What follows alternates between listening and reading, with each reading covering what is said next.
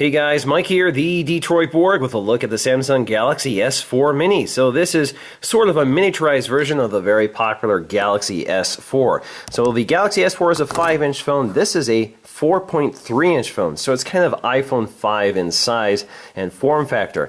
Now this isn't exactly like the S4, it doesn't have the specs of the S4, but has similar design and features. So we're going to take a look at the differences. Now in terms of specs, we have a 1.7 gigahertz dual-core processor, so that's in contrast to the 1.9 quad-core or the octa-core you get with the Galaxy S4. We also have 8 megapixel autofocusing camera, which is capable of recording video at 1080p at 30 frames per second, so it's kind of like GS3 territory there. We get 1.5 gigs of RAM versus the 2 gigs in the Galaxy S4. We also get our 4.3-inch Super AMOLED screen. We'll talk about resolution when we unbox it. We have NFC. We also have a built-in FM radio. We have a 1900 milliamp hour battery. We also have LTE capable. This is supported in international markets with LTE. This will work in the US on GSM carriers like AT&T and T-Mobile. I don't expect this to be sold on any of those carriers, so this is probably not coming to the US, but you never know. So this again is sold internationally about $100 cheaper, so you can pick this up about $500. So that's kind of a mid-range phone. It's actually similar in price to the Galaxy Mega, which I also reviewed previously. It's also similar in spec to the Galaxy Mega, but you get a smaller form factor. Alright, so let's just cut our seal, and as you can see here, we have the GTI 9195. So that is the model number we're looking at here. Lift the lid, and there it is. Now, as you can see, I have the white version. This is also available in black, so you can pick up any color you choose, just like the GS4. A little tab here to lift up. There is our little Galaxy S4 Mini, definitely much smaller than any Samsung phone I've used recently. Let's go ahead and take a look at what's inside this box. We have a quick start guide.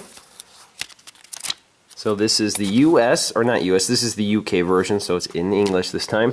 Warranty card. We also get some of our accessories. I can see that huge UK wall adapter here, so you can see it's folding, so that's kind of nice if you fold these out. And I think I'm missing something here. There we go. So you got the other part here, slides in. There you go. We also have our headphones, so these are the standard Samsung headphones with inline mic and remote control. You have the in-ear earpieces, and they do give you more gels to fit your ear. We have our 1900 milliamp hour battery, it's kind of small battery, and we have our matching USB cable. So let's go ahead and take a look at that little phone. So we got lots of plastic covering it. Looks very similar to the Galaxy S4, so let's just lift this up here. There you go, very shiny white plastic. It's got that same texture of the Galaxy S4. You can kind of see that weave or grid texture. On the front, same story here, so let's lift up the protector. Galaxy S4 Super AMOLED Android Bluetooth NFC technology, and there you go. So you get that white bezel, Samsung branding, 1.9 megapixel front-facing camera, capable of recording video at 720p. We also get our sensors, so we have an ambient light sensor, as well as a proximity sensor, our earpiece. We have our home button as well as our backlit Android controls, which are invisible until lit. So let's see, if we look along the side, we have lots of pieces of plastic surrounding the bezel, so let's go ahead and peel those off as well.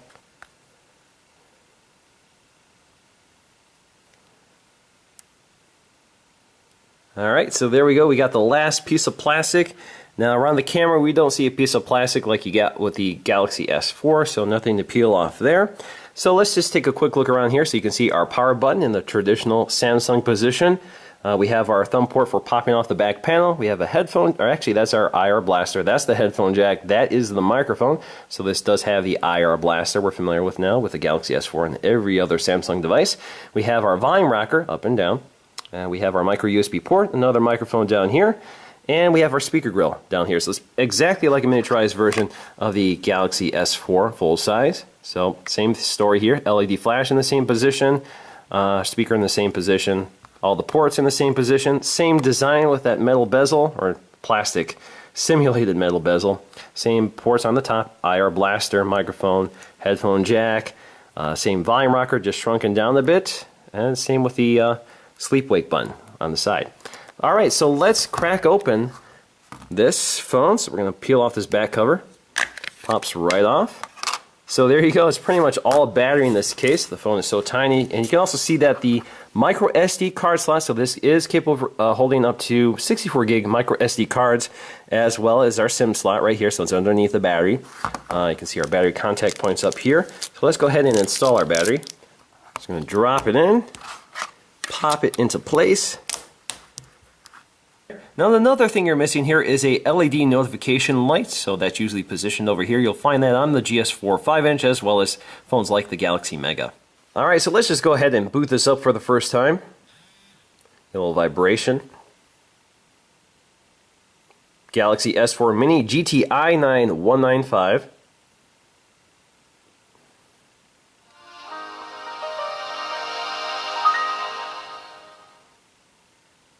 So during the setup process, Samsung will kind of coach you on some of the available features of the Galaxy S4 Mini. That includes things like S-Beam, which we're familiar with.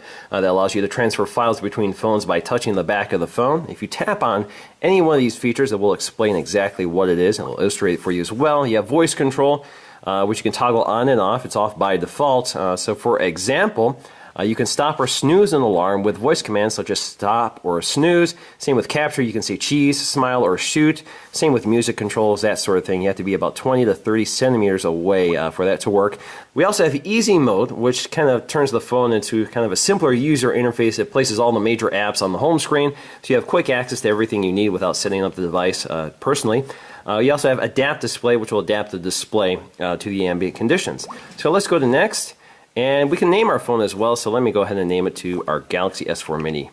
Alright, so let's go ahead and take a look at this 4.3-inch display, resolution of 540 by 960, good for a pixel density of 256 ppi. Certainly not in the 1080p range of the Galaxy S4 5-inch phone. If you look at them side by side here, you can see there's a big difference in size, obviously. But I actually find this display to be brighter. So again, both are AMOLED displays. Both are very nice displays, but this seems to be brighter than the 5-inch display. But certainly not the pixel density of the 5-inch display. This is a very, very nice display.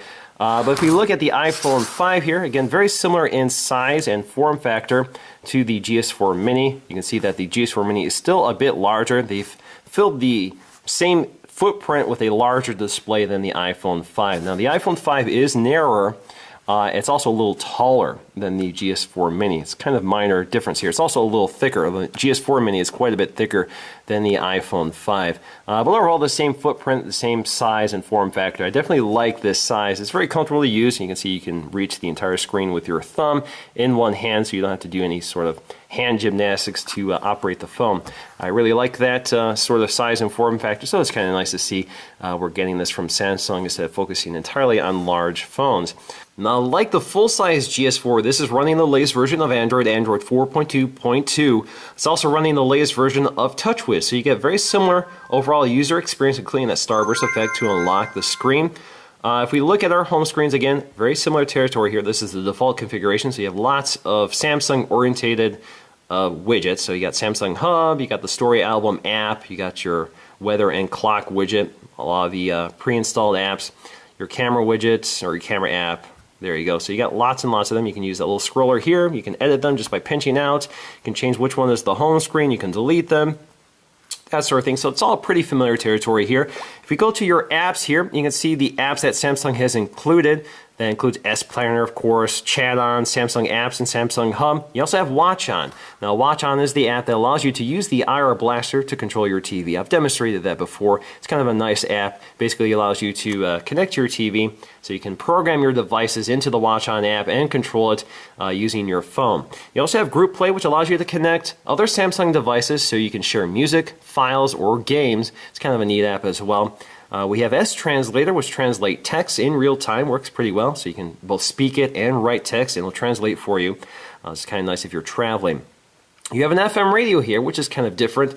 We don't have that on the full-size GS4, and you have also lots of other Google apps, such as YouTube, Play Music, Maps, and Google Chrome, of course. We also have Dropbox, Flipboard, TripAdvisor, Voice Search, which is Google's Voice Search, Samsung Link, and the Story Album app. Now, what you don't have here that you get with the GS4 is S Health, so that's missing here as well.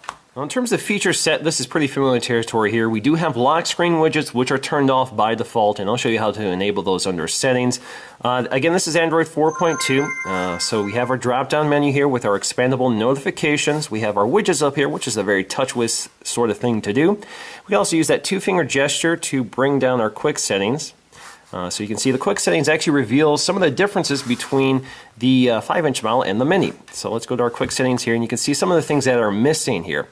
So for example, air view and air gesturing not available on the S4 Mini. We also don't have smart pause or smart scroll on the S4 Mini. We do have smart stay, so smart stay technology uses the camera here to monitor your eyes. So it knows whether you're looking at your phone or not, and will either prevent the phone from going to sleep or allow it to go to sleep. So that's a feature we're pretty familiar with now that it actually debuted with the GS3 a while ago. So unfortunately, even though it has the GS4 name, it doesn't have some of the hallmark GS4 features that I think we've come to expect with the GS4. So that's kind of unfortunate here. So that's something to keep in mind.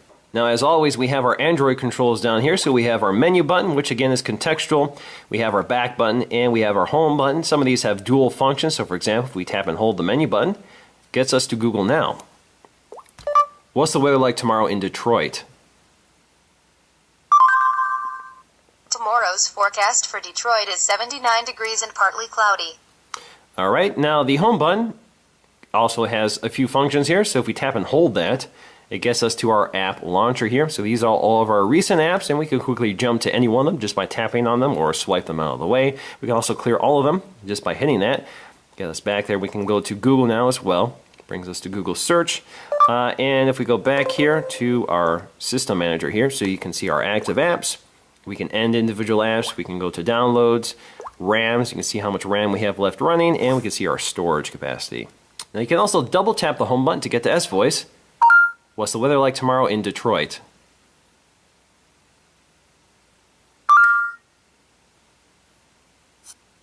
It'll be a high of 79 degrees and partly sunny on Thursday. Now you do not have multi-windowing mode here as well. That's something you'll find on the GS4, which you can activate by tapping and holding the back button. So that feature is not present with the Mini. Now we do have our lock screen widgets, which again are off by default, but if we go to our settings, we can quickly activate that. So we want to go to My Device, go to Home Screen mode. Actually, let's not do that. We want to go to Lock Screen, and Lock Screen we can enable multiple widgets, which was off. I just turned it on earlier. So now we can take a look at that. We also have lots of other settings here, such as the unlock effect. We can enable shortcuts so we can have apps on the screen. You can also modify what appears on the screen. So for example, I do not want the standard Android app. I want to delete that, and I want to add Chrome. So let's do that right here. There we go. And we're all set. So let's go ahead and take a look at our lock screen. So if we go to our lock screen, we can now see we have our apps here, which we can launch quickly, just like that. Let's go back to our lock screen, and if we go to our clock icon, if we swipe over that, you can now see I have access to my widgets. So you can see these are just some of my, this is actually the Google Now widget, which I installed earlier. So let's swipe here so you can see Google Now. We can also add more just by swiping to the right, and we get another option here. So we hit plus, we can add a number of predefined widgets such as email widgets, Gmail, Google+, messaging, music, S-Planner, Watch On, which is kind of nice to quickly have access to from your lock screen when you want to quickly control your television. So let's see if we can add our email widget here. So there you go, that is our email widget. So let's go to the lock screen, swipe again, there is Google Now, and there is our email. We can quickly look at that, and we can click on any one of these. This is all junk mail, so hopefully nothing too offensive.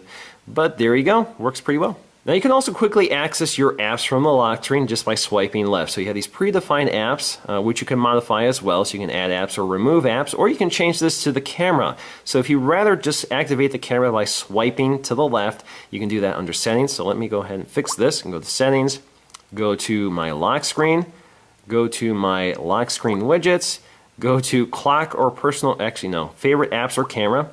And we're going to select camera instead of favorite apps, click save. Now if we go to our lock screen, swipe, there we go, quickly access our camera.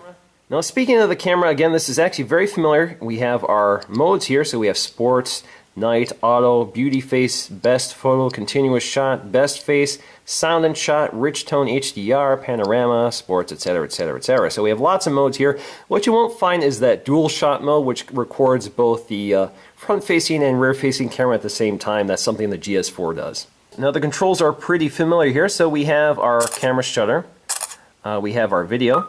So we can record video, and we can pause it and resume it. We can also shoot photos while we're recording video. So as you can see, it mutes the shutter sound effect so it doesn't interrupt your video recording. Now in terms of the sharpness of the display, I'm actually pretty impressed here. So if we look at the really small text on the full The Verge website, you can see it's pretty readable. It is a little crunchy looking, but it's not too bad. So I'm pretty impressed, and of course you can pinch in and out to zoom on that text to make it more readable. Now I find the biggest challenge here with this smaller display and the smaller text is just the brightness of the display. So OLED technology, even at full brightness, really isn't terribly bright. So for example, if you look at the iPhone here, you can see it's quite a bit brighter. So the background is much wider, which makes the text really pop out here. So you can see that the black text is much sharper. So that's something to keep in mind here. It's still a great display. I have really no complaints here. OLED technology has its benefits. And I think it's actually pretty sharp, even though it's not over 300, over 400 ppi. I actually have no complaints here in terms of that lower quality display. Now the keyboard is pretty familiar if you're used to an iPhone, so it is a little tight here, but it feels pretty comfortable to type on. If you go to settings, you have other controls here. So you have continuous input, so you can enable that. So we have continuous input enabled. We go back to our keyboard and get to, here we go. We can start, basically it's a swipe-like control. Hello, this is a test, so it works pretty well. And of course you have your voice keyboard as well. Actually, if we tap and hold the control down here, we get to our voice. Hello, this is Michael from Rochester Hills, Michigan, period. And that works extremely well. Now in terms of benchmark scores using Antutu, you can see that the GS4 5 is definitely best. The Mini by quite a substantial margin here, so 25,000 versus 14,000. Actually, this is very similar to the Mega. So the Mega score is about 13,285, so a little better performer. The Mini's a little slightly better performer, probably because there are less pixels here to push than the Mega. The Mega is slightly more pixely than the S4 Mini. So overall, because they have similar specs, it makes sense that they also have similar benchmark results. So in conclusion, the S4 Mini is kind of an interesting product. It's for people who kind of want a smaller phone, who don't want those oversized large phones with a big screen. It's particularly good if you want to use this phone quickly with one hand and don't really value the large screen. The display is pretty nice. It's not as sharp as you get with a lot of high-end smartphones these days.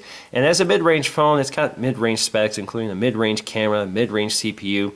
It doesn't have all the features of the full-size GS4, which kind of confuses things here because this is labeled a GS4, but doesn't really resemble a GS4. Maybe it resembles it in design, and maybe the user experience is similar, but the feature set is quite different, and certainly the specs are completely different.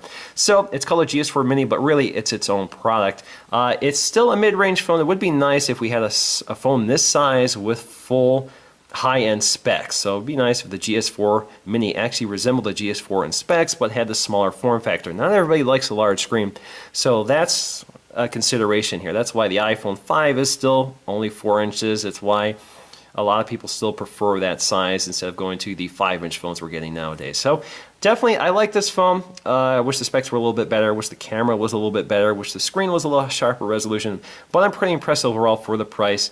And I definitely think this fits a niche for a lot of people who want a smaller phone and don't care about all the features the GS4 offers. You still get all the benefits of TouchWiz, still works pretty smoothly, and with that lower resolution screen, less pixels to push, I have no complaints here in terms of overall performance. So there you go. That is the GS4 Mini. I hope you enjoyed this video, and I'll see you again in the next one.